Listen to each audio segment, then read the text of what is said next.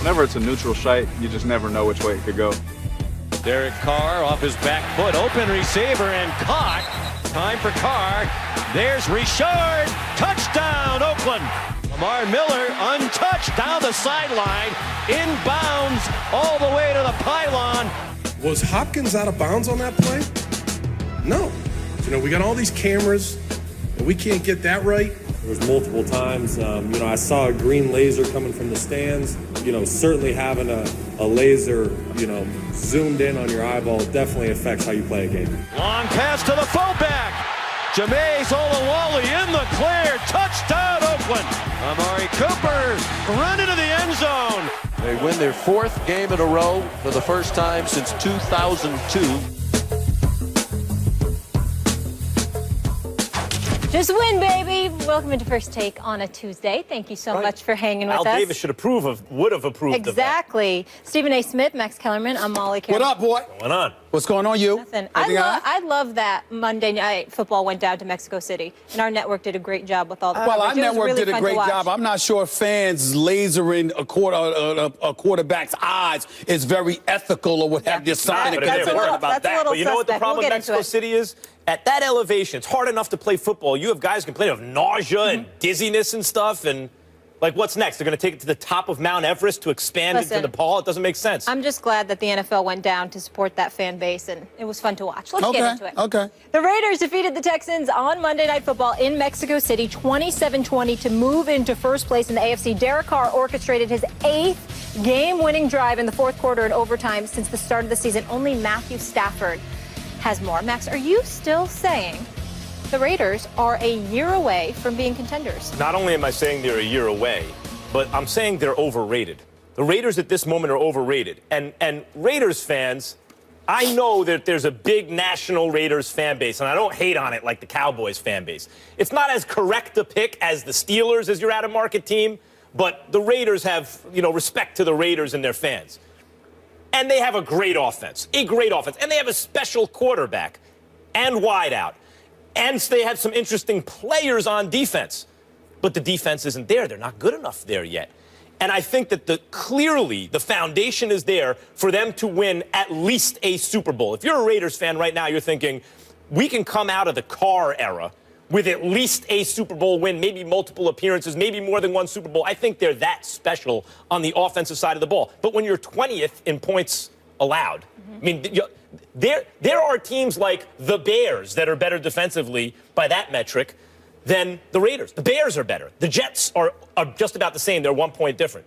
The Bengals are better. These are not very good teams and not very good defenses this year either. So now the Raiders defense has gone from just about the worst in football, which is unwinnable, to bottom 3rd. But Stephen A., they're still not a team which is defensively ready to win a Super Bowl, and therefore they've become overrated. You're wrong, but there's no surprise there, Max Kellerman. The fact of the matter is they're the 2nd best team in the AFC right now, which makes them a threat, which makes them somebody that's formidable, not to mention the fact that at some point in time, you're going to have to make up your mind because you lamented the fact that the New England Patriots let go of Jamie Collins. You lamented the fact that the New England Patriots were... I didn't, actually. Actually, you did. No. Actually, you did. I'm not saying that you didn't say they weren't going to the Super Bowl or anything like that, but you said they were not themselves. And so when we look at it from that perspective, if there's vulnerability on the part of the New England Patriots, then excuse me, who else in the AFC is definitively better than the Oakland Raiders? Nobody is definitively better. The Denver Broncos, their secondary is their strength, but they got problems defending the run and particularly tight ends. The Kansas City Chiefs are there, but we got a game manager in Alex Smith who will manage not to manage a game when it really, really counts. The Pittsburgh Steelers, their defense is shredded. The Baltimore Ravens, as stout as they are defensively, offensively, they lack passion, something we'll get into a little bit later. The Cincinnati Bengals are a joke. Everybody in the AFC East other than the Patriots is irrelevant. Everybody in the AFC South is irrelevant. So when you look at it from that perspective and you're thinking about the Oakland Raiders, I'm here to tell you something right now. I can't summarily dismiss what I'm seeing from these boys. And I would also take you back to a little history here, Max Kellerman. Little history here. I know you're a young buck, you know what I'm saying? Wet behind the ears. You guys are like 2 years apart. You're a little bit younger than me. I'm acting all old here, right? You're like a couple years apart. Hey, enjoy this moment. I'm acting like I'm considerably older than you when I don't look it nor feel it. But here's the point. My point to you is this. The Miami Dolphins years ago, Dan Marino, Mark Super Duper, Mark Clayton, Chuck Muncie and the crew.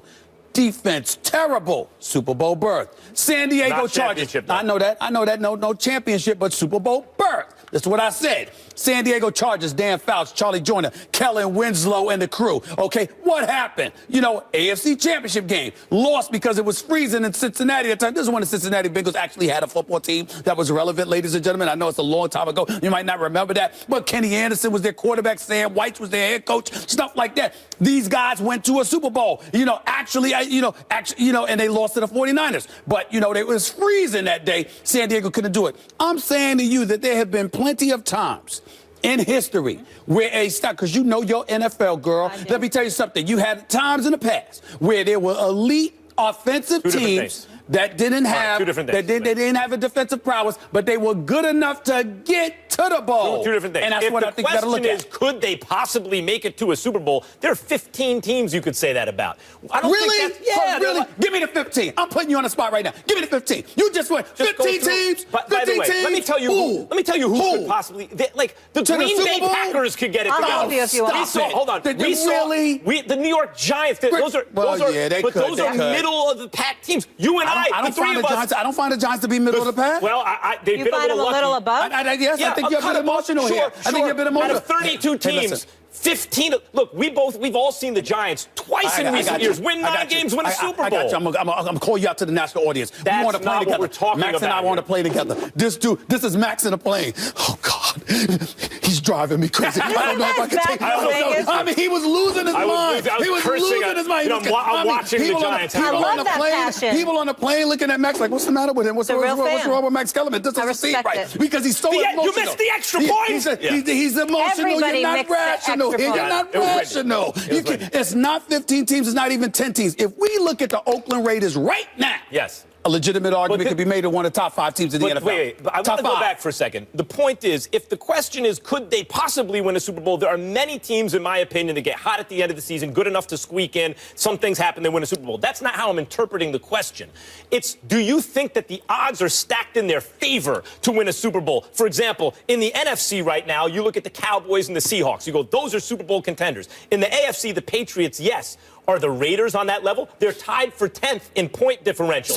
So let me give you some AFC teams that are better, and let me tell you why you don't think they have as good a chance. Better than the Raiders. In point differential. I don't care about the point differential. The Patriots. Who's better? Give me who's better. The Broncos. I'm just giving you point differential. Broncos. Patriots, Broncos, Bills, and Chiefs. Now let me tell you why you don't believe in those teams, but you do in the Raiders. You look at the quarterbacks. The Patriots have Tom Brady, but you look at Simeon, you look at Taylor, you look at even a guy like Alex Smith, and you say, no, I like Carr better as the quarterback, so they're a sexier pick as a team. But the fact is, they have no better chance to win than those other teams. They're fundamentally the Chiefs, no it's because better. they just had a bad loss. May I retort? Yes.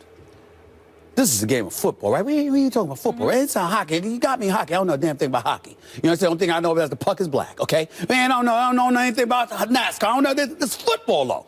Well, we're in the same boat. Go ahead. Quarterback position is important, would you say? Yes. Yes. Is not Derek Carr an MVP candidate? He is. Yes, he is. Yeah, he's a candidate. Amari Cooper is a stud. He's Are a we real disputing deal. that? Sure. Yeah, so's Michael Crabtree is a secondary offensive option at the wideout spot. Is no joke. Are we correct? Latavius Murray is no joke. DeAndre Washington is a great backup. Offense. I'm sorry, a great offense. Yes. So what I am saying to you is they 8-2 for a reason.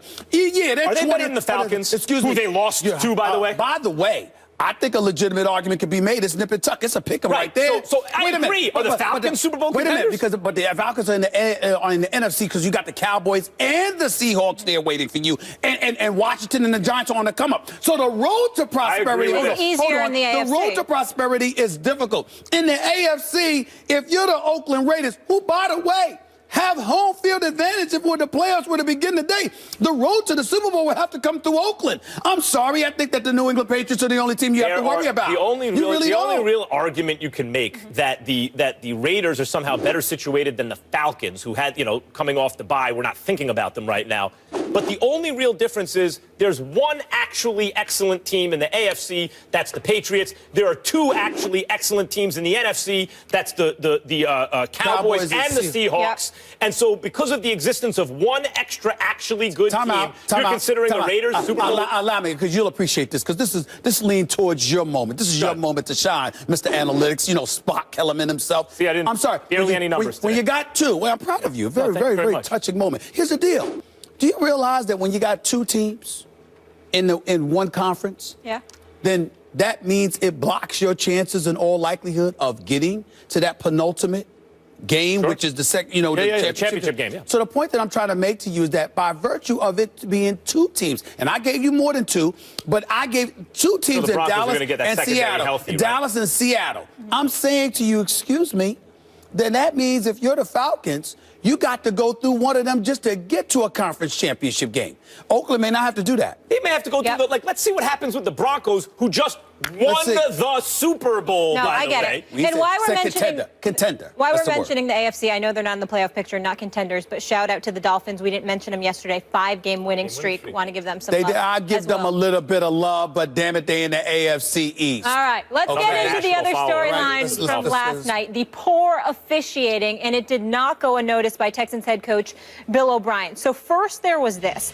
DeAndre Hopkins caught a pass down the sideline and was running for a touchdown where officials said he stepped out of bounds and the play was whistled dead. Under the current rules, if a play is whistled dead, it cannot be challenged. The next two calls had to do with spotting the ball. Lamar Miller ran around the left side on third down and appeared to have the first down as he fell forward, but officials didn't give the Texans a favorable spot and ruled that Miller was short by a few inches. In a tie game, O'Brien decided to go for it after Miller was ruled short. Akeem Hunt got the fourth down handoff, went through the middle. That seemed to be clearly get enough for a first down. Again, landed short. Plays today. I mean, let's go back to the first quarter. Was Hopkins out of bounds on that play? No. So, look, I'm not going to sit up here and get fined. I'm just third-year coach in the NFL. But, I think we really got to look at all those things. We got all these cameras, and we can't get that right, I didn't think Hopkins was out of bounds, but the whistle had blown, so I couldn't challenge that play, even though I threw my flag, so they didn't give me the timeout because the whistle had blown, but I thought he was in bounds. So start there, and then list all the things that I could have challenged. All right, Stephen A. Mike Tomlin complaining about this after Sunday, clearly officiating an issue right now. How do you fix it? First of all, I think personally that coaches should stop being fined for calling out officials. Everyone else is accountable. And it shouldn't be at the sole discretion of the league office to sit up there and view things in hindsight and retrospect, go back to the film and say, okay, we realize you made this mistake, and announce it to the world and to move on. If you're willing to concede and announce publicly that an official has made a mistake, then a coach whose job could be on the line has every right to speak adamantly after the game about a mistake officials have made. Last night, that was a bona fide mistake. DeAndre Hopkins, that was a touchdown. I remember with this kid, Tyler Boyd, with the Steelers and Bengals. That was a missed call. I remember Julio Jones. There was a pass interference that wasn't called against Richard Sherman. Now, Richard Sherman and I had spoken afterwards, and he talked about you didn't see the push-off prior to me hitting him. So Richard Sherman has his own, his own valid argument. But nevertheless, that was a missed call for the cameras. Of course, we know the Richard Sherman roughing a kicker call that wasn't called against the Buffalo Bills. That's just to name a few. And when you have these calls being missed, it's a problem. Now, the officials are not full-time. They're part-time workers. I don't know if that's the answer, to be quite honest with you. But I do believe in an era where technology is clearly so advanced, there are so many things that have transpired, and there are so many ways for checks and balances where the element of human error doesn't have to be so pronounced and profound. There is no excuse for the league to continue to allow these officials to make these kind of mistakes. They need to clean this up. All right, get your oven mitts ready, because I have a hot take for you. Oh, boy. Okay? Here we go. There is no problem with the officials. There's no problem. It feels like that to fans nowadays because fans are much more knowledgeable than they used to be, partly because of ESPN and other places informing fans and the broadcasts being filled with expert analysts and now former officials as the unofficial official on the broadcast. Everyone's an expert. The proliferation of fantasy football, et cetera, has more people interested, even in decline as the ratings have been recently. It's the most popular entity in American entertainment, period. Everyone's an expert. There are cameras everywhere. They're high def. So we see everything that we didn't used to see, and we catch more mistakes than ever before. There's social media, so the outrage is amplified immediately. But there's actually, and look, they're doing the best they can. In this situation, I don't even understand the argument. You're saying with all the cameras around, coaches complaining that with all the cameras around, they should have caught that. In the moment, they blew it. If, by the way, from some pictures you go, that was really close. So you thought he stepped out? There's one still picture that can make the argument that, in fact, his foot was on the chalk. But the point is, even if he didn't, and even if they shouldn't have blown the whistle, at the moment they did, you can't review, you can't do anything because the defense stops playing. And to assume he would have scored, because likely he wouldn't have stumbled or something like that, you can't make that assumption. So that was, if you believe they blew the call, you just have to live with it. Even with instant replay, even with different rules, that call would have still been blown. The officials will never be perfect, even with if you computerized everything, it still would be imperfect. Some things would be missed. Now, do you remember what it was with the replacement refs? Were they better or worse? They were significantly worse. Yeah, we cheered when they came back. Because these are the best in the world. It's just that this is a rule issue. Football has Byzantine rules. It's a complicated sport. Byzantine? Yes, it's complicated. The Byzantine Empire. In other words, it's not Even I know about basketball. That. One of the reasons basketball is exporting so well all over the world is it's accessible. Anyone watching basketball knows exactly what they're looking at. The rules are very quick to learn. Football, they're so complicated. Your team scores, you don't even know if it's going to stand. They should be able to challenge that. Let me tell you where That's always going to be that way. Let me tell you where I think you're confusing the argument. I don't think folks are complaining about the officials. They're complaining about the lack of corrections in an age of technology where the NFL has gone out of its way to say, we are advanced, we have gotten exponentially better, we're doing this, we're doing that, and more importantly, we are blatantly and flagrantly going about the business of trying to eliminate human error from the equation, and technology is assisting in that. So if you have a coach, that particular call with DeAndre Hopkins may be valid in terms of the whistle was blown. But when you've got Tomlin and you've got Rex Ryan and you've got, Quinn and others that have a bevy of complaints to point to where the human error should have been corrected because the technology is there and it coincides with the rules that are in place to facilitate addressing it, and you still don't do it. Condition. That's a problem. On one condition. I'll fix it for everyone right now if you really want me to fix it. There needs to be people from league headquarters in New York somewhere reviewing the plays immediately on video and making a call within 15 or 20 seconds. Okay. They still won't get it 100% right because if you review it for 2 minutes, you might get an even more accurate call. But generally, sitting on your couch, within 15 seconds, you know the call better than the ref did. So if you can do that and not slow up the game because you can get an immediate better call, fine. That's good. That's one way Coach, you can. Coach should be able to challenge Then say that. Well, because you were assuming there's a problem. But you were acting like there was no problem. The question is, how would you fix the refs? But you were acting like there was no problem is what I'm trying to say. It's not that you can't get even better calls. It's that the refs aren't broken, one, and two, that play, it wouldn't have mattered anyway. It's not about the refs being broken, but it is about, you're trying to eliminate human error. You've been flagrantly going about the business of doing so. Then, damn it, that do it. just wasn't the play to make that point on. I agree with that. They should be able to challenge it. I agree with that. Coming up next, we have another unhappy coach. Jay Gruden thinks his team is being treated unfairly, which means we might not get to see this reaction from Cousins on Thursday against the Cowboys. Ooh-wee! Ooh-wee! Ooh-wee! Ooh-wee! Ooh-wee! Ooh-wee! What does Cousins know about that song?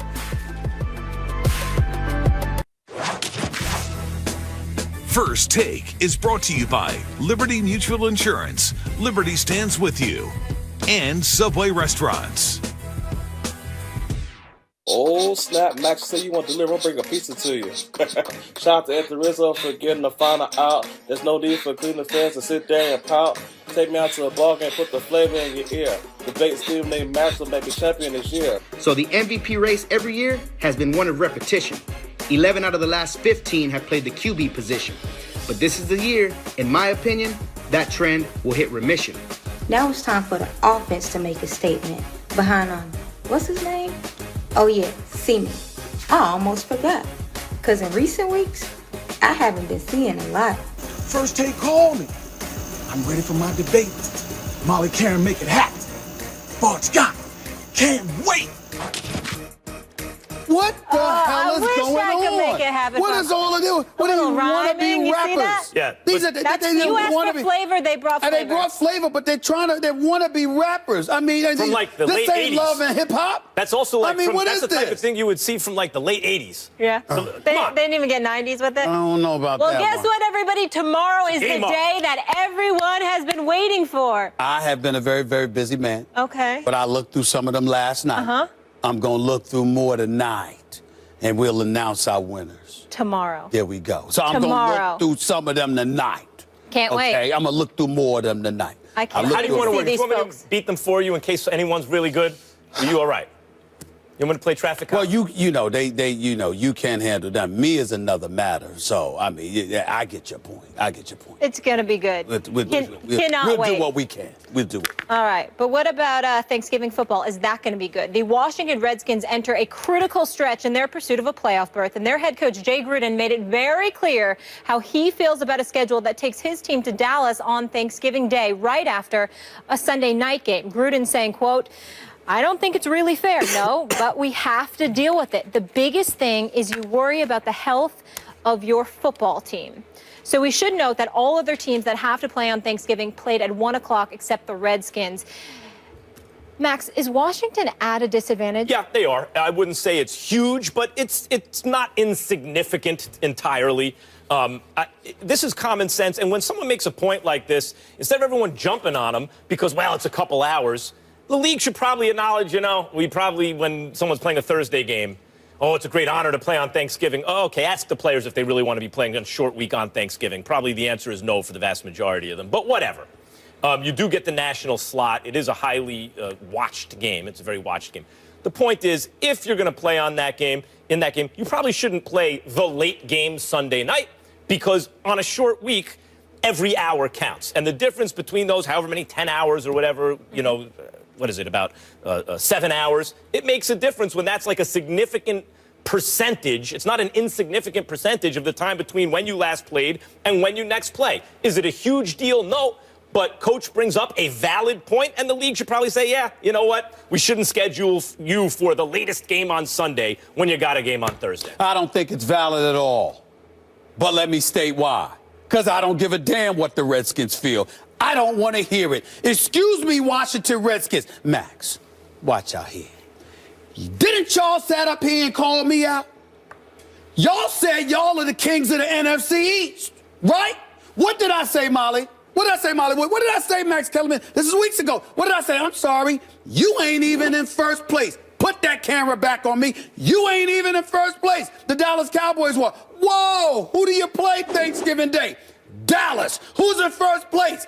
Dallas. Chris Baker and the rest of the crew. What's up? What is up? What you gonna do? I want to hear nothing about, we had a disadvantage. Jay Gruden, get the hell over it. You know what? Your brother's a genius. He's a football genius. Tell him to help you out. He does Monday Night Football all the time. You can pick up the phone. You got him on speed dial. That's your big brother. Holla at a brother. Do that, okay? Call him. You do what you got to do to get yourself ready for Thursday afternoon, Thanksgiving. Don't eat too much turkey. Don't sit up there and lose your perspective. Make sure you're ready now because the Redskins told us. They told us. Am I lying?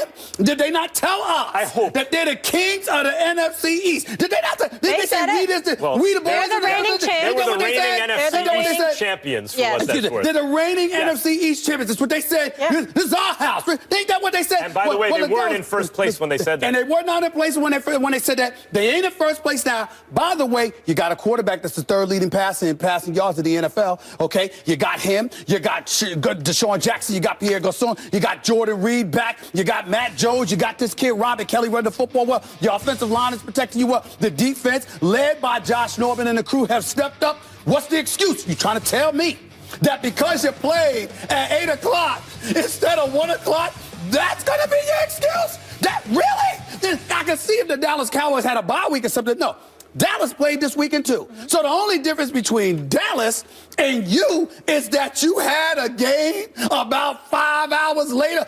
That's going to be your excuse? Stop. Shut up. I don't want to hear nothing from the Redskins. Handle your business. I know it's Thanksgiving. I know a lot of dudes want to grub and all of that other stuff. Sorry, you got to wait until after the game. Dinner starts at 6 o'clock in most places, sometimes earlier, whatever the case may be. There's a 4 o'clock game. So you'll eat a little bit later. That's about all. I don't want to hear anything from Jay Gruden. I don't want to hear anything from the Redskins. You lose this game. Understand, it's going to put you behind the 8 ball, even though you'll still have a wild card edge over the loser of Minnesota, Green Bay, whomever, or Detroit, rather. The bottom line is this. If you are the Redskins, this is a pivotal game. It's important. You need it. And more importantly, you talk smack. The #1 team in the division is waiting for you. Handle your business. Handle your business. Well, that's a valid point you can't make excuses. You just got to beat the Cowboys, and you really got to beat the Cowboys. We need to pick up a game on them. The Giants do by week 13. What was the question, Molly? Could you read that question again? It's right over here. Yes. Sure. See that question? Is Washington at a disadvantage? They're not at a disadvantage. They're not at a disadvantage. No. The answer is yes. No, they're incentivized. On a short week. Please. You know, Dallas had a short week, too. You know that football players can't get out of bed for a couple of days after a game. These guys ain't getting to make that excuse. Monday night, Tuesday night. So they're able to get out of bed on Wednesday. They got to play on Thursday. Not from Every them. hour counts. Not from these Redskins. Oh, no, not these Redskins. Oh, no. No. I don't want to hear anything from the Redskins. Oh, no. Win this game. Win this damn game. It's a great Handle your business. You're making a great point, but the answer is they are at a disadvantage. No, because the Dallas Cowboys played the same day. Yeah, earlier in the day. A few hours, really? Yeah. A few hours. A few hours. Are you just trying to get them fired up? Because you know what? You know what? Time out. I want my camera. Let me tell you what's happening right now. This is called an ulterior motive. Stephen A. is trying to get you guys fired up because he does not want to have the Cowboys ruin his Thanksgiving feast at his crib. That's what it is. Let me tell y'all something right now. You know what? I'd like to change my answer. I tell you right now. That's no excuse. You better beat the Cowboys. Here's the deal. The Redskins talked a lot of smack. Handle your business. I don't want to hear it. I don't want to hear anything. Yeah. The Dallas Cowboys play. You want the Cowboys to lose. Listen, hey, you want me to put it to you this way? One point to you this way. The Redskins and the Dallas Cowboys probably went to bed at the same time. Having played, they probably went to bed at the same time. They probably went to bed at the same time. One of them has a quarter of a day less. Listen, a quarter of a day. Really? That's where you are. Stephen A. is not in the excuses business. No. You know people who play in the NFL. That's real. By the way, Marcellus Wiley, who I worked with for 5 years, 10 hours a day, would talk about keeping a jar by the bed because he couldn't get up to use the bathroom for a couple days. You know what else? Yes. You know what also Marcellus Wiley would point out? That if he opened his mouth and yapped the way that they did, he wouldn't have that excuse. Oh, no. Oh, no. Redskins, put that camera back on me. Washington Redskins, Thanksgiving afternoon. Handle your business. What's up? What is up? Handle it. No excuses. Handle your business. You would have been like a Bill Parcells. It's a clever strategy because he's being so obnoxious that he's actually motivating the team. Whatever. I told you. You call it obnoxious or whatever. I'm speaking facts. Handle your business. I know him. I heard all the yapping. All right. They better. Should they handle their business? Who's in first place? Who's in first place? This is the Cowboys. Something just occurred to me. I think they should handle their business properly or improperly. The way Texas has handled the Charlie Strong situation has been questioned after he addressed the same media that reported he was fired. And the administration have, like Mike and I, we spoke yesterday, and he said, hey, you will be evaluated. You got one game left. Let's go get this game, and you will be evaluated at the end of the season.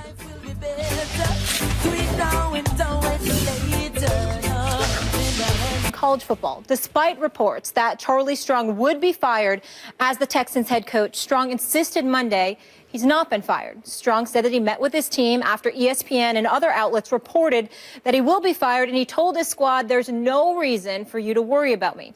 Here's what he had to say yesterday.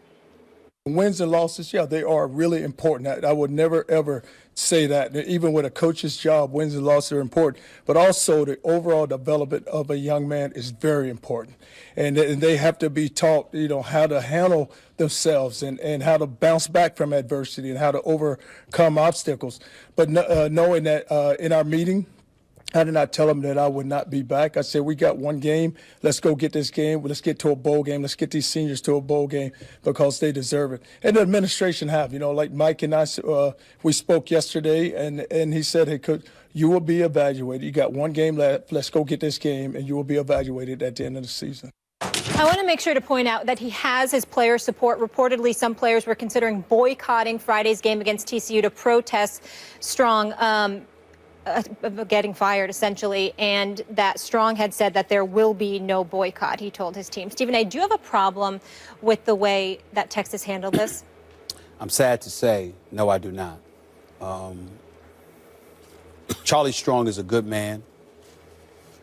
He's a damn good football coach who I believe should have never been at Texas because I never felt like they wanted him. And alumni members revealed that because he certainly wasn't their first or second choice, and they had a problem when he was the one chosen to succeed Mac Brown.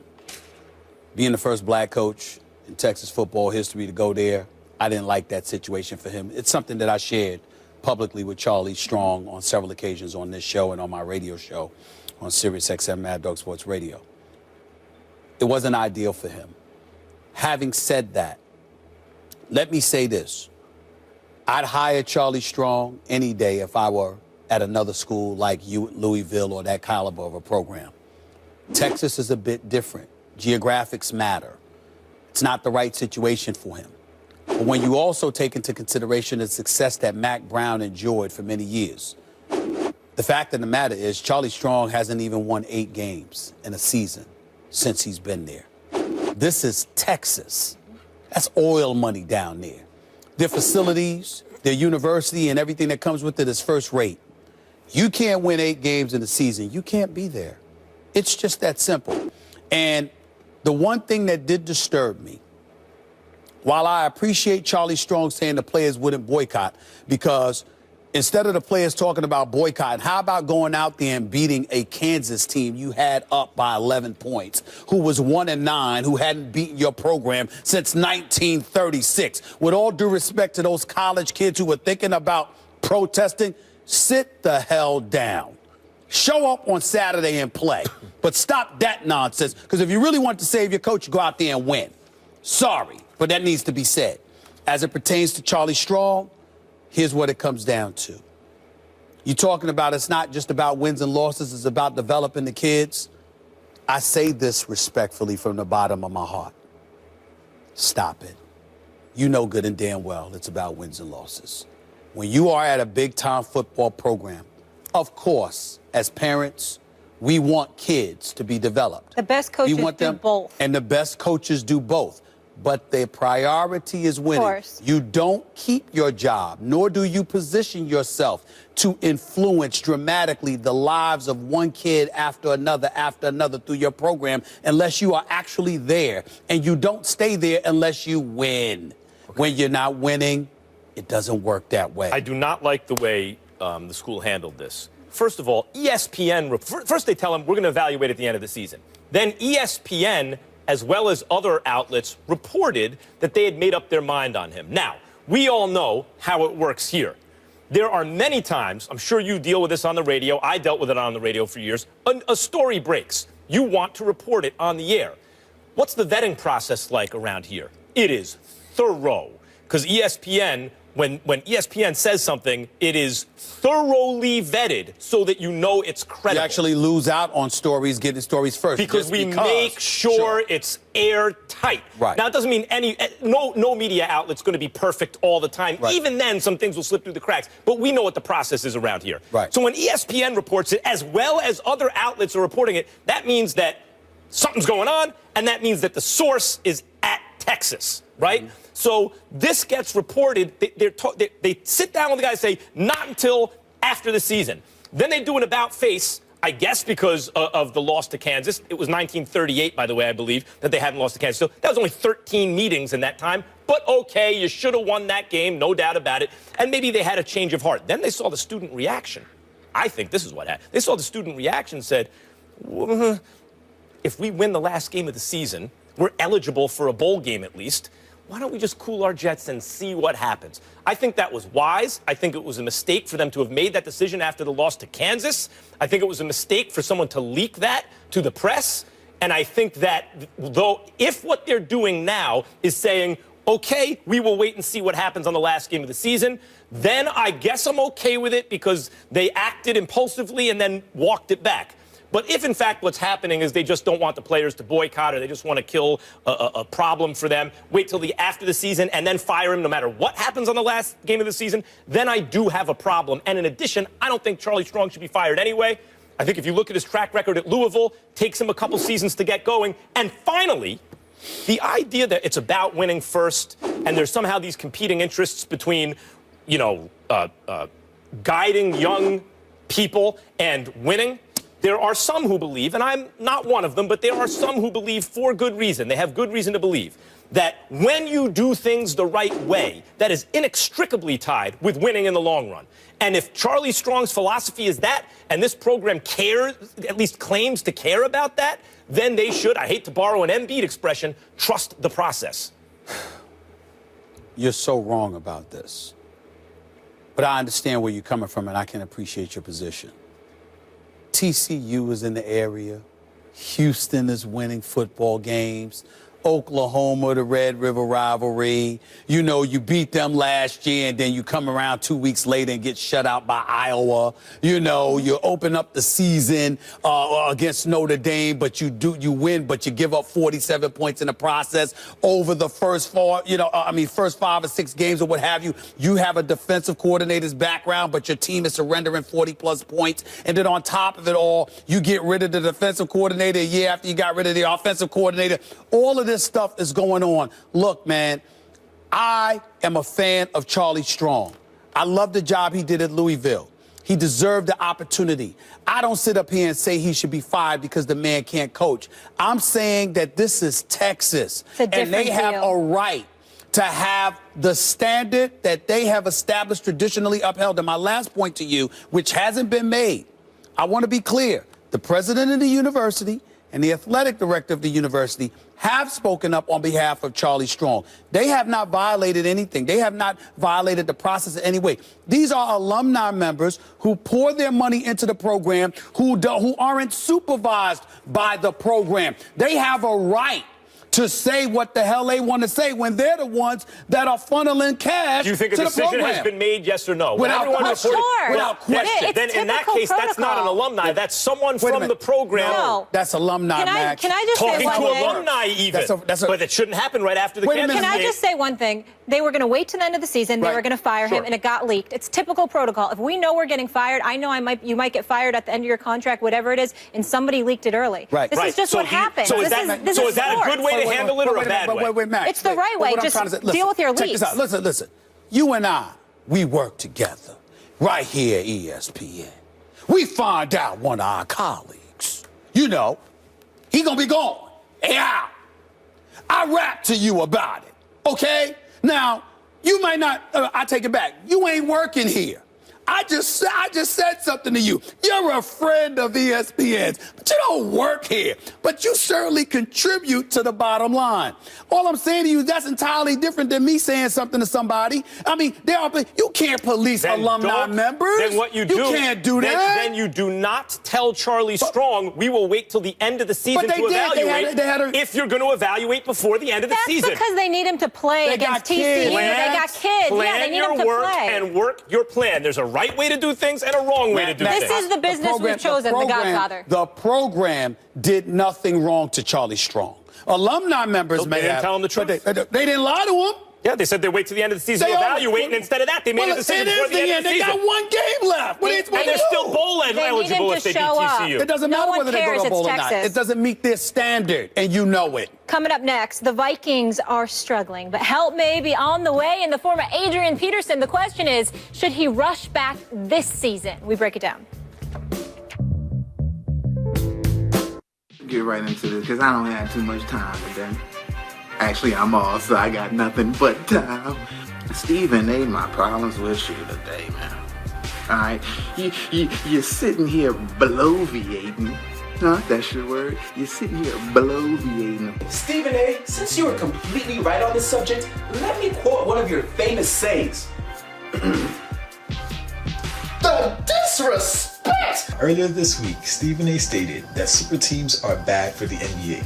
Stephen A., my brother. To use your own words, that statement is asinine, asin 10, asin 11, and 12. So they listened to you, clearly. I like that first guy. Just keeping it real. No. Like, no, I got all the time. He was terrible. No. Let me tell you why he was terrible. Let me tell you why he was terrible. Because he didn't make a point. You on camera, you got to get right to your point. It's all right. You got to make it. No. He was just letting us know. Listen, I know. I don't care if you made a point or not. I like watching it. I know you're getting on me because I will admit I am accustomed to sitting across from somebody who challenges himself to make points from time to time. You understand? So I understand why you were like Never that guy. stops. I need substance. That's what I need, Max. I need it he drew me immediately, right off the bat. Sometimes he you hear wasted time. Sometimes you hear a rapper, and the lyrics aren't all that, but the flavor. It's called, you know what Tiger once told me? He said that's ear candy, right? Right. That's like entertainment candy, but it worked. He was funny. It was good. He was funny. I ain't got no but time. I got it. But you ain't make a point. You're on national television. You ain't got time. Make your point. Maybe you can edit it out. All right, tomorrow's the day we've all been waiting for. Who will get the chance to debate Stephen A. and Max right here in Bristol? We will announce the 2 winners tomorrow. We can't wait. Meanwhile, Adrian Peterson, who underwent surgery to repair a right lateral meniscus tear on September 22nd against the Packers, is making solid progress in his recovery and could be back on the field for the Vikings by mid to late December. League sources telling our Ben Gosling the 3-time rushing champion could start running this week and is said to be exercising caution. He could make his return before the end of the regular season. Stephen A., should he be rushing to return this season? No, he shouldn't. He's 31 years of age. I know the clock's ticking, but he was the best running back in football, one of the top 2 actually with him and Le'Veon Bell and what have you. He's elite. I think he's got some time left, and I don't think this team is good enough to win the Super Bowl. Me personally, Sam Bradford's your quarterback. I like Stephon Diggs. I like him a lot. But at the same time, I think there's some question marks about what else they have. Was this Thielen? Is Rudolph? They're competing for first in the NFC. They are competing for first in the NFC. They got a playoff berth or whatever. But with Zimmer there, that defense there, they're not going to go anywhere. As far as I'm concerned, he should not rush back. He shouldn't come back until he's 100%, which I don't believe he will be for this season. I think it's a mistake. He should absolutely rush back. Now, generally, if a guy hasn't already made his money, I'd say calm down. If a guy's already won Super Bowls, calm down. What are you rushing back for? If he has made his money and he's won Super Bowl, but he's 26, 27 years old, chill. Like, wait till you're ready. Don't jeopardize your future. Okay. Adrian Peterson's going to be 32 years old in March. That's past the expiration date for running backs. Now, we had a big debate about this earlier in the season, and I said, take a good long look. This will be the last season you see Adrian Peterson, the real Adrian Peterson. Because after this, be it catastrophic injury, deterioration of speed, whatever else, he will not be the same. He can still play effectively, but he will no longer be elite. Everyone said, no, he'll be elite, whatever. What happens? What happens to aging players? Catastrophic injury. Or just players who play a lot because it raises the odds that eventually you will get hurt. That's what happened. They have a bad offensive line. They can't block for the run. He's not the worst runners attack in football. Yeah, he's not going to set any records, but he's better than what they got. And the Vikings showed something earlier in this season. They showed a defense that, whether we remember this defense or not, it has the chance to be the kind of defense you remember. Remember that defense 2002 Bucks or the 99 Ravens or something like that? It doesn't even have to be Super Bowl winners. Some defenses are a little special. That was the Vikings at one point this season. Not that many teams flash things that you think, I might always remember that team or that component of that team. They did.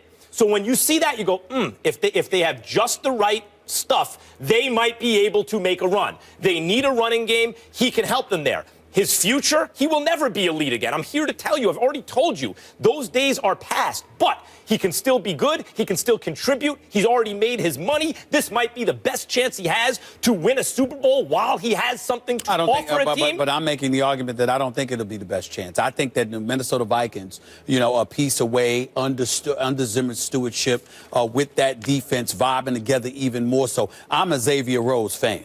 This brother is big time. He needs to get more love than he has received. He is an elite corner in this game. He has size, he has physicality, he has speed, he has athleticism, and he's got an assassin's mentality. He will put a hat on you. I like this brother. I just think offensively they're a bit shorthanded. I think they're a piece or two away, something that they're more than capable of filling out in the offseason. I think as a result of that, with more time for Adrian Peterson to come back 100%, whereas due to this injury, due to this latest injury, he may never never be the same. I do think he'll be better next season than he would be right now. I think he would be more of a liability than an asset right now. They are unlikely to improve at the quarterback position. They may improve in other positions, you're right. But I'm not sure about that, Max. But the point is they may not. This may be, you may be right or I may be right, but this may be, you can't rule it out. Like, this might be the best chance they have in terms of the specialness of the defense, what they flashed early this season. And my point is, Adrian Peterson is Superman. You know, he made other athletes think, even other great athletes, I can come back from an ACL. No.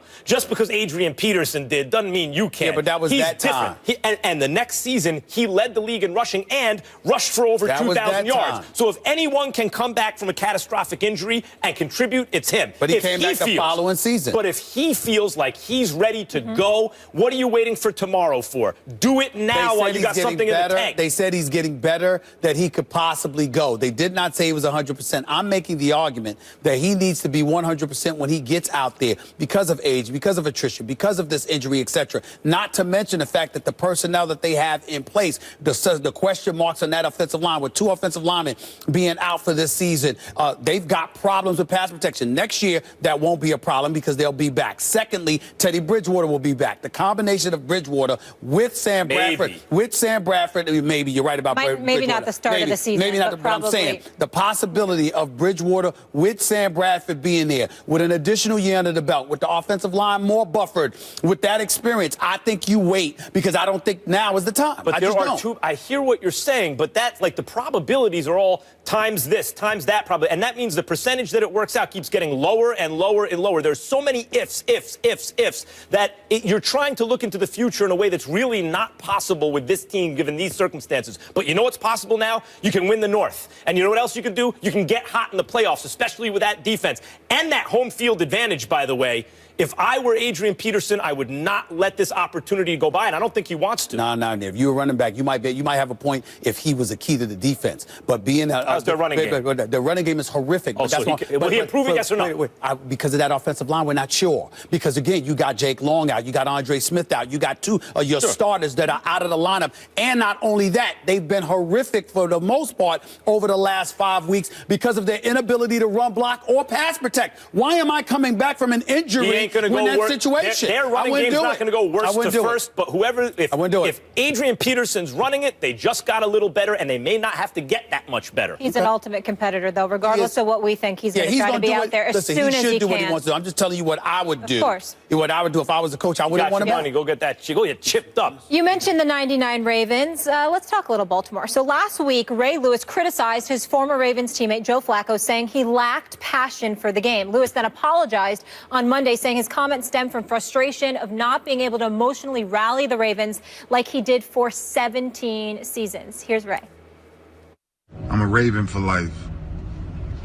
But Joe Flacco, what I was talking about, my brother, it wasn't even about you. It wasn't even personal. It was just me being frustrated of watching something that I had control over for so many years. Brother, your personality is what it is. You're a man, and you put on your pants one leg at a time just like everybody else. Listen, from a man, you'll never hear it again. Sorry for ever even calling out your name or putting your name in the context of making you try to be anything that I am or anything that you're not. Pastor Lewis with the slow jams in the background there. Should Ray have apologized? He does like the slow jams. Yes, if he felt like he needed to apologize, he should have. And I know how that's interpreted in the media, especially in this opinions media, in the sports opining business. You never walk it back. And this is what he's doing. You know, Ray Lewis is now opining about sports, and he has certain special insights into the Ravens, obviously. Don't walk it back. Don't apologize. It looks soft. It looks bad. The fans won't like it.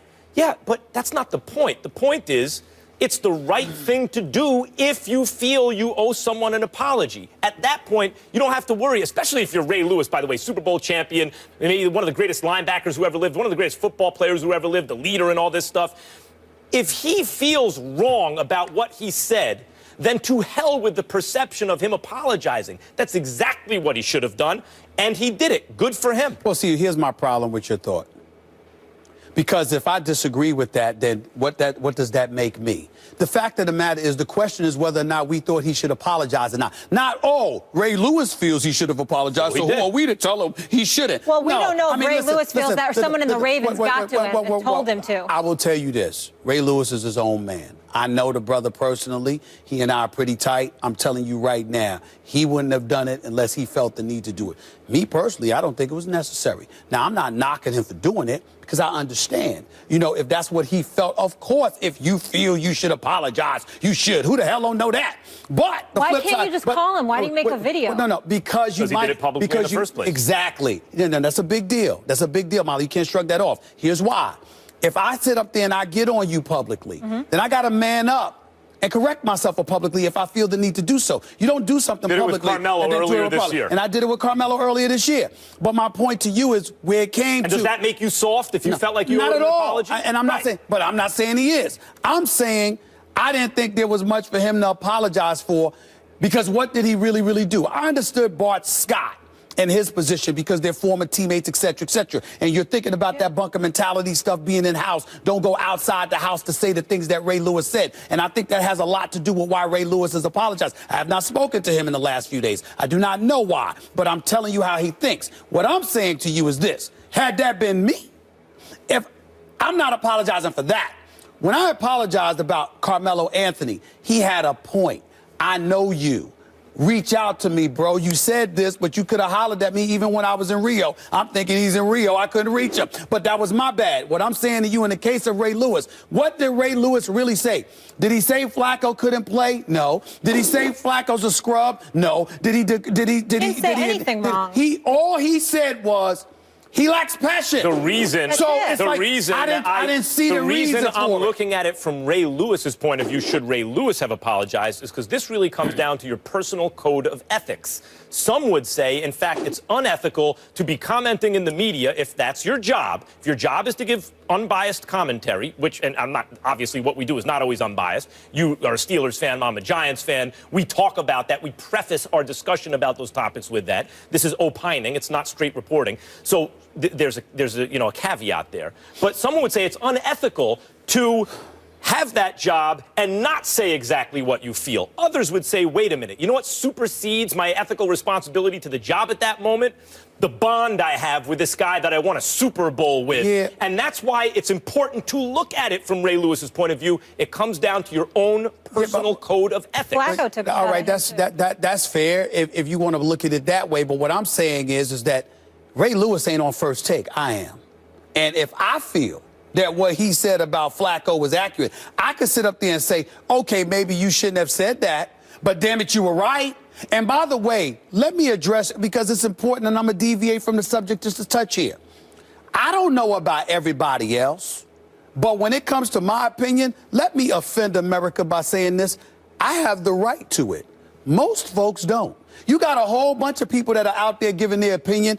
They didn't come up through the grind the way people like myself did. You know, when you a beat reporter on the scene, when you traveling, when you living off a tuna fish and Kool-Aid, when you climbing the ladder of journalism for over 2 decades, when you do all of this stuff, and back in the day, before the advent of the digital age and ESPN and beyond, where you literally had to work and grind for decades just to have the right to give your opinion. We don't live in that world anymore, and that's fine, good, and dandy. So I get where everybody else is coming from. But make no mistake about it, when it comes to this opinion, in this chair, there was a trial and a tribulation that I had to go through that has earned me the right to be in this position that's never to the give way those it's worked opinions. With athletes. And that's the way it goes. And athletes, it don't work that way. Especially top professional it don't work athletes, that way. especially Hall of Famers and champions, Super Bowl champions, they get fast-tracked. And the ones that have the ones ultimately that have the ultimate success in this medium are the ones who are more willing to be opinionated. But that will reflect in Ray Lewis's career. We shall find out.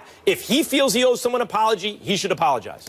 Time out with the athlete comment. Athletes are busting their tail just as much as we are. That's true. They're starting at a young age. Well, same with this business. Molly, that's two separate things. No, but you were trying to. You basically said that for athletes, they're essentially it's handed to them, not like us. No, they are fast-tracked. If you are a championship athlete, if you're a Hall of Famer, which Ray Lewis is, hard. There's no question that every athlete in the NFL has worked 100 times harder than everyone in the media business. Like, if anyone disputes that, from the time they're students through their professional careers, and they also have more knowledge of what they're doing, that's absurd. They work so much harder than we do. I'm not saying that they don't work harder than what I'm saying. But once they retire, they get fast-tracked here. You're saying that physically. Right. I'm saying to you that they are, listen, mentally and beyond. There's a hell of a lot of work that goes into things that other people do. I know for a fact. I've been in this business for almost 25 years. I don't give a damn what kind of work an athlete has put in. The work that I've had to put in to get to where I am is comparable. Not physically. Not physically, you're damn right about that. But excuse me, we all work hard. We all do. Let's stop that nonsense. Ain't nobody get.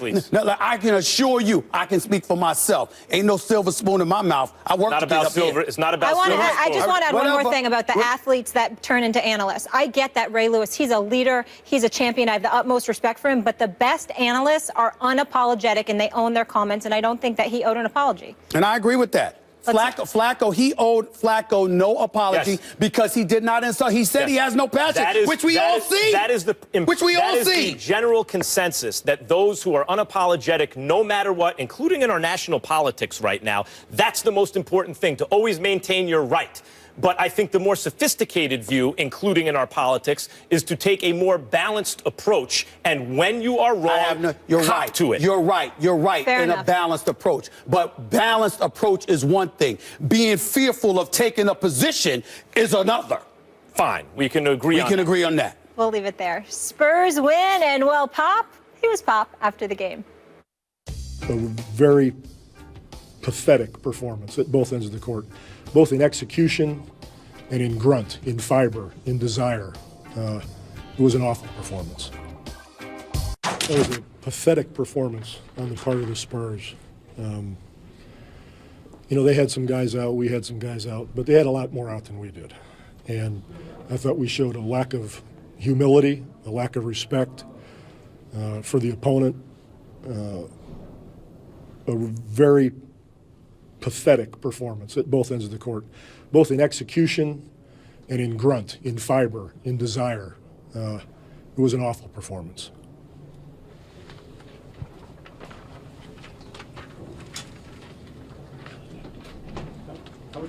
Oh, and they deserved to win the basketball game. I forgot to say that. Well, that was Gregg Popovich after last night's Spurs 96-91 win over the Mavericks. Clearly not pleased with his team despite the victory. Max, what's your reaction to Pop? Just watching that now, it's, I had seen it earlier, but just watching it now, Jay-Z lyric popped into my head from the blueprint, from the first one. He don't slack a minute. Boy, Pop don't slack a minute. This is why he is the best coach in basketball by far. And it's why, other than Belichick, the success he's had, proportional to his sport and other coaches in his sport, is unparalleled in the current American landscape of professional sports. He doesn't take anything for granted.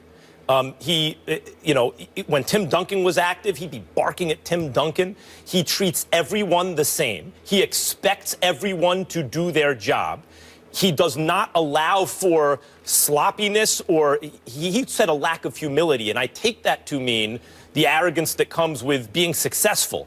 He expects you to take nothing for granted and execute, and it makes him the best. Gregg Popovich is a winner, and Gregg Popovich is somebody that's allergic to celebration. His 1100th win last night. That's what this was mostly about. Everybody's happy and very congratulatory, and it's the perfect opportunity for him to say, no, there's nothing to celebrate, because he never wants it to be about him. It's who he is. Let's go a step further. So over the weekend, Gregg Popovich, he spoke to teenagers in the community at a town hall, local high schoolers at the Carver Community Cultural Center about social issues in America. So with the help of renowned African-American scholar and activist Cornel West, Popovich answered questions about topics ranging from sports, race to politics to the interaction of police in the community, Spurs players and their families also in attendance. Stephen A., what's your reaction to him and this team involved in this town hall? Well, first of all, I was very, very touched by it, but far from surprised. I say this with affection and deference and love for the Gregg Popovich that I know through the likes of the great Larry Brown and others. I've religiously called Gregg Popovich one of the biggest phonies you'll find. And I say that affectionately because Gregg Popovich, that acerbic individual that you see during those television interviews, it's nothing like that. He's one of the most sincere, one of the most decent human beings you will ever find in your life. He is a good man. He is great for the NBA. He is loyal. He is special in ways that cannot be measured. I covered Larry Brown for all 7 years. All 6 years he was in Philadelphia. Larry Brown loves this man, reveres this man. He's like a protege of Larry Brown, but Larry Brown looks up to him just like he looks up to Larry Brown. I've had the pleasure of I don't talk to Gregg Popovich much. We just exchange pleasantries whenever I see him. But there's a core decency and realness to him that you don't see very, very often. He cares about people. He cares about the community. As we learned during this post-election situation, his reaction to it all, he cares about this country. He cares about the desolate and the disenfranchised. And anybody who's associated with him knows this. Monty Williams is now GM in San Antonio. We all know what happened to Monty Williams, the tragedy that involved his wife. And it's just I can't even put into words. I'm so sad for him. Gregg Popovich, one of the first people there. San Antonio Spurs, one of the first organizations there. Peter Holt is a great, fantastic owner that represents it. And you just look at these guys. And I read about this, and I imagine those kids in that community. I imagine the players there, the staff, management, as well as the players and the coaching staff. You just can't say enough. There's no surprise here whatsoever. It's not an accident that this military man, who's a great coach and a 5-time champion, also happens to be the next coach to succeed Mike Krzyzewski as coach of Team USA. There is no better individual in the profession of basketball to represent the United States of America than Gregg Popovich, because he epitomizes everything our country purportedly stands for, and he does it in exemplary fashion. I have always had incredible admiration for this man. This is the latest reason why, too. Yeah, I wanted to talk about Gregg Popovich's America, too, because that's the America I'd like to live in. President Obama made this point in the run-up to the election, and others have made it obviously as well. We are great because we are good, right? That's what makes America great, the fact that we're good. And Gregg Popovich is not only one of the most successful coaches in the history of American team sports, but he is great because he is good. It was no surprise that the Spurs hired the first female assistant coach. It was no surprise that they really pioneered and exploited international players in the international scene, the so-called immigrants to our NBA, that he has produced this kind of inclusive culture on the Spurs, that he spoke out after the election beautifully. In Yiddish, there's a word, it's called mensch. That's what Gregg Popovich is. He's a mensch. Mensch translates roughly to human being, but, in the best sense of the word, of the idea of humanity. And Gregg Popovich is a mensch, and he makes you proud to be an American. Like, I don't know how else to put it. He's real and authentic. I remember a moment, I was at a game. The Spurs, I forgot who they were playing against, but they won the game. But Tim Duncan had missed his rotation on a defensive rotation, and the opponent had a wide open shot, and he missed it. Spurs win the game, and all you see is Gregg Popovich glaring at Tim Duncan, and then he walks off. Tim Duncan has a somber look on his face. The reporter goes up to him, and they say, "We saw Popovich looking at you." He didn't say anything, though. Tim Duncan looked at her and he said, he didn't have to. You just knew. Because this is what Gregg Popovich is. He knows what he teaches. He knows what he mandates. He's fair-minded. He holds you accountable. He's very, very big on doing your job. And one of the things that is a misnomer about him with the acerbic tendencies he displays, it's because he has a problem with the league and the networks, literally where you have to do an interview during the game. He is adamantly opposed to being bothered during a game to do an interview. And so that's his way of dressing it. Know what else he shows? He's a military guy. Yes, he's he a is. strong guy, right? Yes, he is. He's a highly efficient and successful guy, right? Yep. What he does works. But you don't have to be a bad guy to be all those things. He's a good guy, and he's all those things. But he doesn't mind if you think he's a bad guy because you don't know him. And he cares about what he knows about himself, not what outsiders think. And also, he never hesitates to give back because he always knows what was given to him. When he won the championship, when the Spurs won their first championship, when they beat the Knicks with Latrell Sprewell and those boys, their very first game of that next year was against the Philadelphia 76ers and Allen Iverson. Gregg Popovich got his championship ring and walked over to the Sixers bench and sat down next to Larry Brown to show him the ring.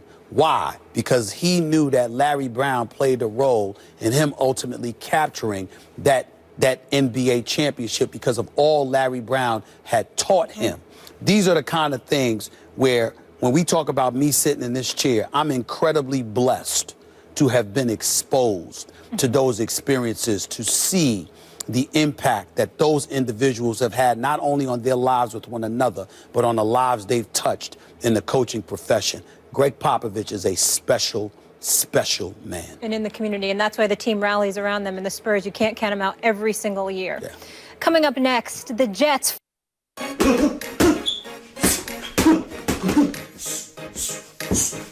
Greetings, Stephen A. Smith, Max Kellerman, Chris Papastefano reporting for duty, sir. And you too, Molly Qerim. Who is this guy? Look at him. He ain't got a suit on. Where's his tie? But what y'all don't realize is debating with you two is gonna be easy as summer vacation. So I'm dressed for success, baby. I would destroy Stephen A. Smith, and he knows it. That's why he was so disturbed when he seen me. He said, oh man, he's louder than me. He's more dramatic than me. She likes Stephen A. Smith. I don't understand when every time she sees her, she gets happy.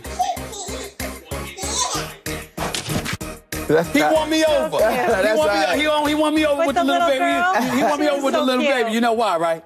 Because Stevie A love the kids. He sure does. Loves the kids. He sure does.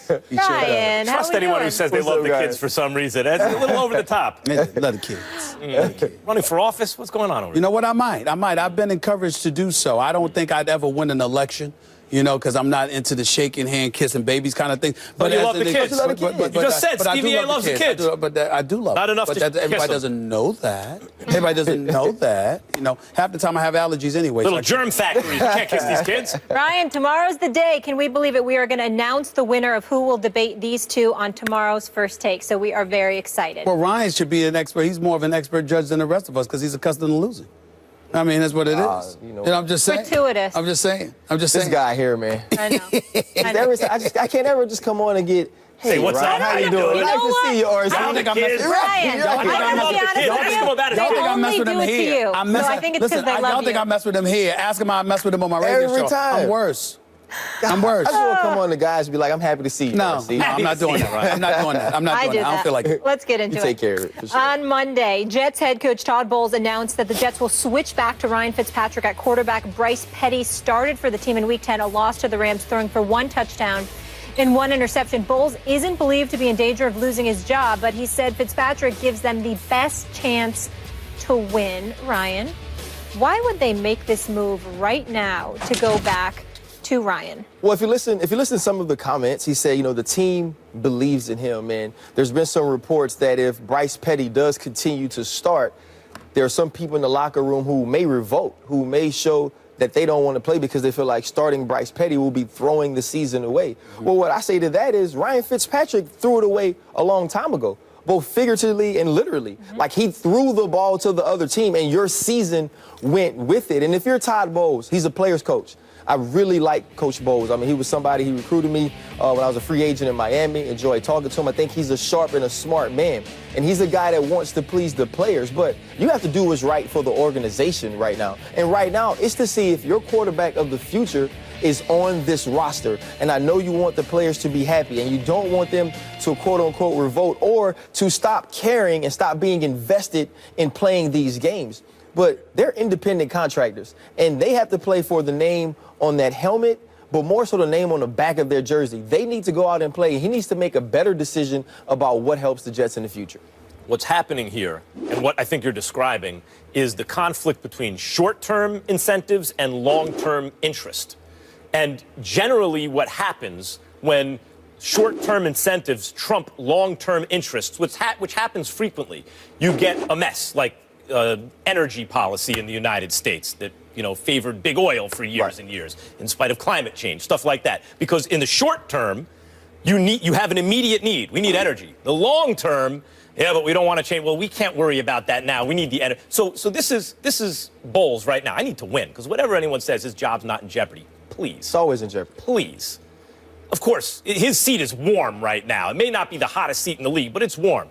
And he's sitting there going, especially if the team wants Fitzpatrick and he gives us the best chance to win right now, I got to go with this guy. But what is the upside in going with Fitzpatrick, who has a one-year deal and you'd be foolish to bring back, as opposed to a guy you've invested a draft pick and development time in, give him the experience and see what you got? That's in your long-term best interest. A couple of things. First of all, I get where both of y'all are coming from. I can't knock it. I spoke to some folks with the Jets last night, and what I was told adamantly, and Manesh Mehta for the New York Daily News wrote a very interesting, very compelling column in support of y'all opinions in today's New York Daily News. Great job on his part. But I respectfully disagree, because here's the thing.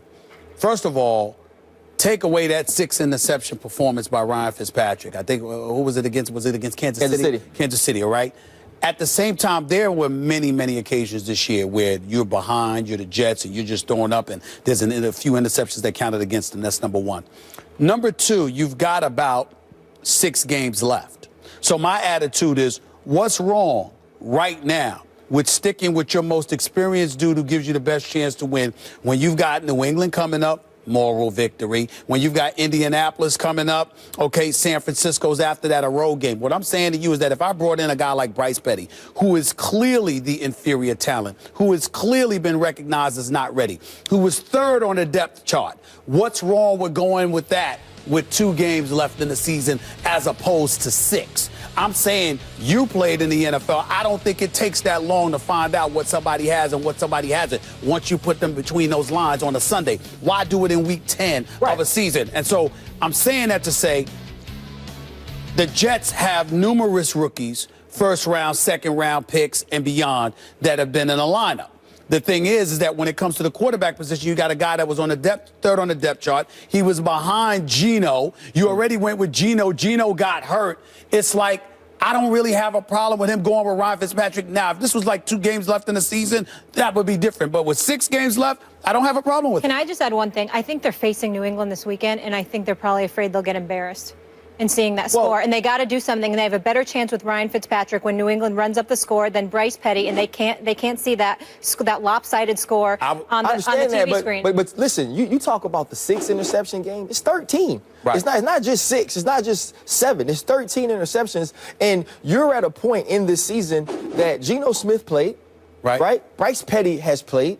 And so it's not like Ryan Fitzpatrick has been the guy out there the whole time, and then he got hurt, and now we're having this discussion. You pulled him, right? This is a guy. I have a question along these lines, because to me, this is what it boils down to. It's not just seeing what you have in Bryce Petty. Mark Schlereth often talks about how people are fixated on drafting, but kind of skip over development and how important development is and how it goes hand in hand with drafting. So here's my question to you, Ryan Clark. Does it impede or help Bryce Petty's development? Not just the evaluation of what you got, but developing him to be better in the long run to start him now. What does that mean for his development in your opinion? Listen, to me, that's the best way to get experience. Right. You're in a position where they're not fighting to get into the playoffs anymore. They are developing. They're developing an organization. They're developing a team. They need to be developing a quarterback. I think it also speaks to your previous development if you think he's not ready.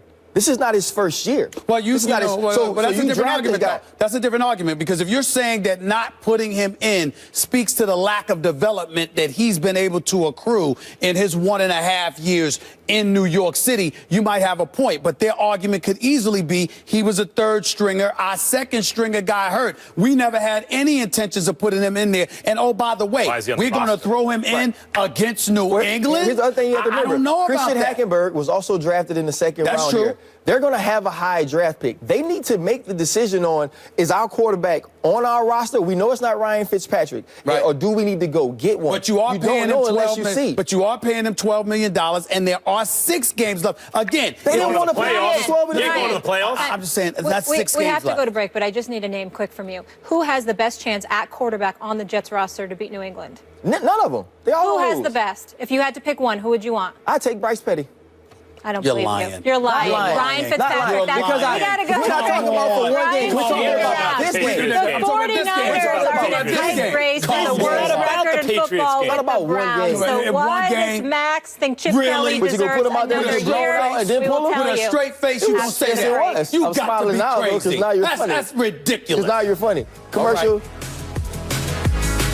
In the Bay Area, in his first season as 49ers head coach, Chip Kelly has led the team to a disastrous 1-9 record. On Monday, Kelly said that he hasn't received any assurances from management about his job security for next season. The Niners have now lost 9 straight, tying the longest losing streak in franchise history. That's not good, guys. Does Chip Kelly deserve another year, though, Max? Yes. Now, listen carefully. Okay. He didn't deserve the job in the first place. I would not have hired Chip Kelly after the debacle in Philadelphia. But once you hire him, and he's an innovator in terms of the way, for all the same reasons, I think we all agree it's not going to work in the NFL. The pace is too fast. You're asking professionals to do something that you used to ask college kids. And you could bring in new kids, and they're fresher and everything. And when you're not very good, you want to slow down the pace, because the lower the score, the more opportunity you have to win at the end of a game. The faster the pace, when you're inferior, the wider the gap becomes throughout the game, and you have fewer chances to win. So especially with a bad team, I don't understand it, etc. But if the Niners made the decision to hire him, they had to take this into account. And if you expect it to work overnight, I got news for you. It ain't gonna. So it makes no sense to me to go in with your eyes open, hire a guy who, agreed, didn't deserve to be hired in the first place, and then get rid of him because it doesn't work as soon as you insert him into the job. That doesn't make sense to me. You finished? For now. It is my hope that when my career at ESPN is over, that I'll have another job waiting for me with you as my boss. You kind of got that now. Because I kind of wish that was true. I think everyone in America with 2 eyes knows better. But that's a story for another day. He is quick. Here's the deal. It's quick, but not accurate. Here's the deal. So I can get to be mediocre, but I don't have to worry about losing my job for Max because it's trust the process. See, Chip Kelly is not only has the worst defense in the NFL, he has the worst defense in points allowed. He has the worst defense in yards allowed. He has the worst defense in rushing yards allowed. And on top of that, he had the audacity and unmitigated goal to duplicate what the hell got him fired from Philadelphia in the first place. Got him hired in San Francisco, That's what you're missing. apparently. No. What got him hired in San Francisco is that Trent Baalke let his ego get in the way of productivity, assisted with Ned York, or coaxed Ned York into helping boot Jim Harbaugh out the door. We see what Jim Harbaugh is doing wherever he goes, whereas you're the San Francisco 49ers. You stink. You're an embarrassment to the Bay Area. You guys should be gone. Somebody should come in there and clean the whole house. Clean the whole house, okay? I didn't say a cleaner. I said a damn exterminator. That's how awful San Francisco is, okay? And then what you do is you say, okay, so I went with some dude. I went from Jim Harbaugh to some dude named Tom Sula. Okay, that was the name of the coach. I never heard of him in my life. But he's the coach.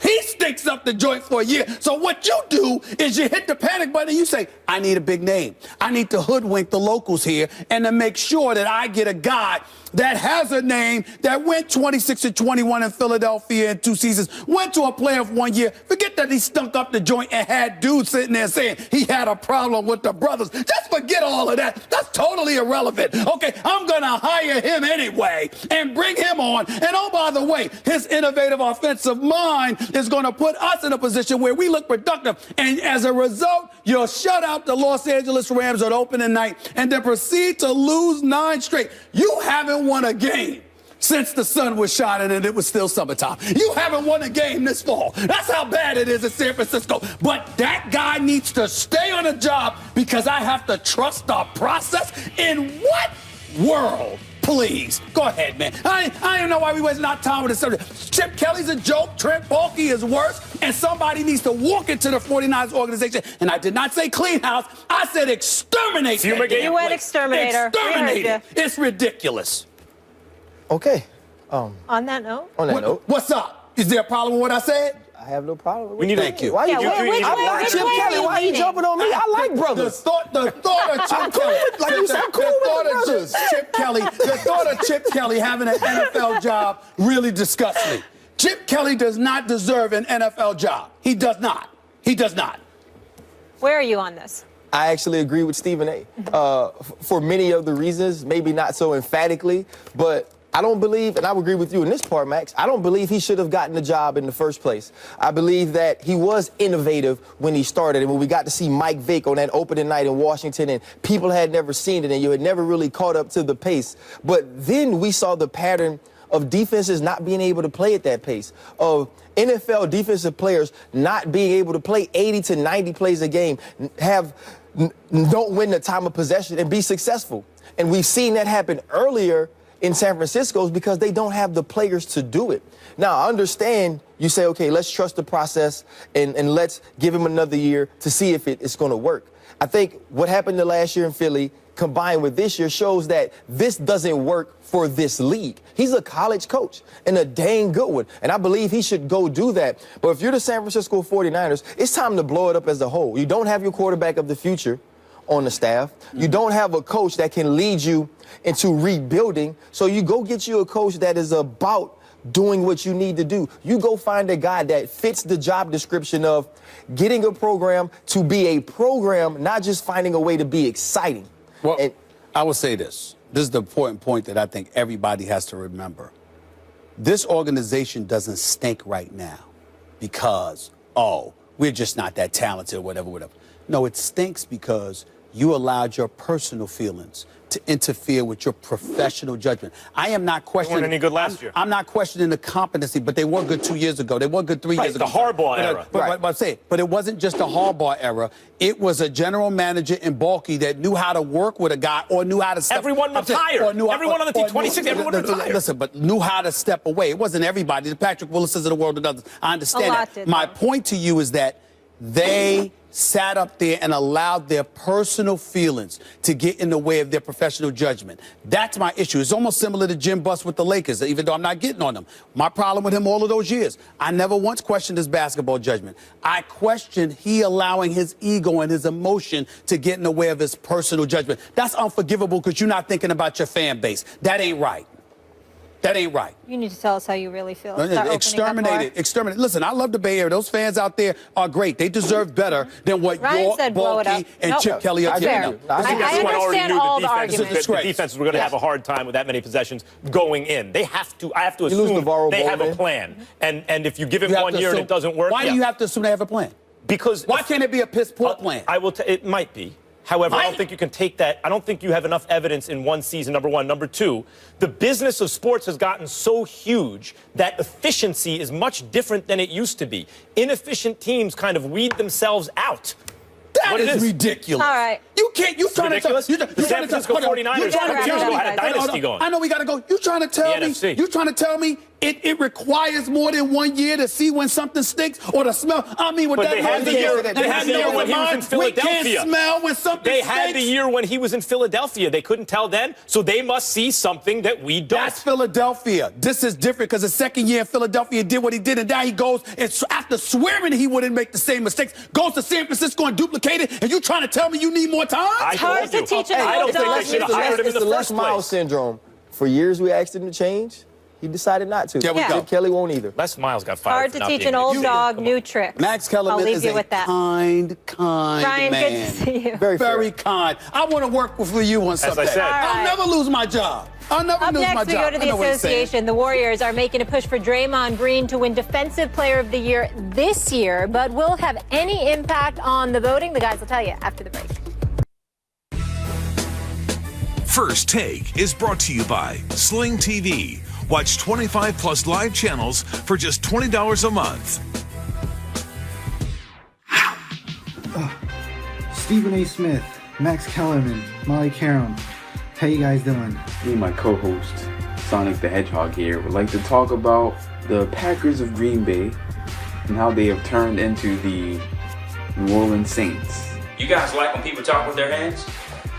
Well, I'm talking.